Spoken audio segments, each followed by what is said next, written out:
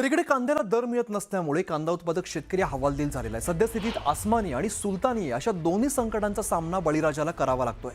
राहता बाजार समितीमध्ये चांगल्या दर्जाच्या कांद्याला केवळ 1000 ते 1200 रुपये क्विंटल, तर साधारण कांद्याला 200 ते 300 रुपयांपर्यंत दर मिळतोय।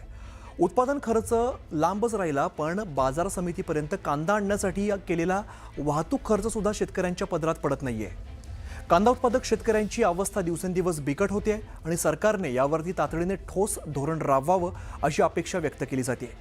नेमकं काय आहे राहता बाजार समितीतील चित्र, याचा आढावा घेतलाय आमचे प्रतिनिधी हरीश दिमोटे यांनी। कांद्याला भाव मिळत नसल्यानं कांदा उत्पादक शेतकरी मोठ्या अडचणीत सापडलेले आहेत आणि अगदी 2 रुपये 4 रुपये 10 रुपयापर्यंत फक्त रेट मिळताना दिसत आहेत। मी आता राहत्याच्या बाजार समितीमध्ये आलोय आणि आपण जर बघितलं तर हे कांद्याचे लिलाव सध्या सुरू आहेत आणि अनेक शेतकरी आपल्याकडचा जो कांदा आहे तो या ठिकाणी घेऊन आलेले आहेत आणि मोठ्या प्रमाणात कांद्याची आवक झालेली दिसते। खरं तर अगदी चांगल्या क्वालिटीचे कांदे दिसत आहेत, मात्र त्याला भाव मिळताना दिसत नाहीये। हा जर कांदा बघितला आपण इतर वेळी जवळपास 5,000 रुपये क्विंटलने हा विकला जातो, आता मात्र त्याला कुठेतरी 1100-1200 रुपये दर मिळताना दिसतोय। कांदा उत्पादक आपल्यासोबत आहे, काय परिस्थिती झाली आहे कांदा उत्पादकांची? खूप अवघड परिस्थिती झालेली आहे। काय कमीत कमी 2000 रुपयाच्या आसपास बाजार पाहायला पाहिजे या कांद्याला आजच्या मिळतील तरी ठीक आहे। मार्केट डाऊन आहे, परंतु 20 पर्यंत तरी पाहिजे होते, एक इच्छा होती।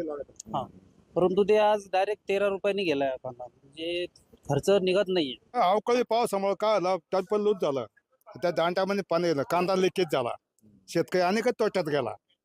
अलग ध्यानामध्ये पावसाचा जास्त जास्त फटका बसला शेतकऱ्यांना।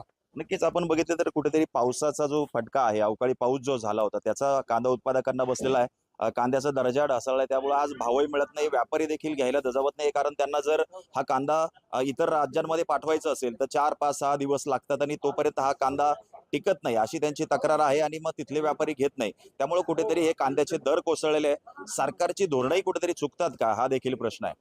हरीश दिमोटे, न्यूज 18 मराठी, अहिल्यानगर।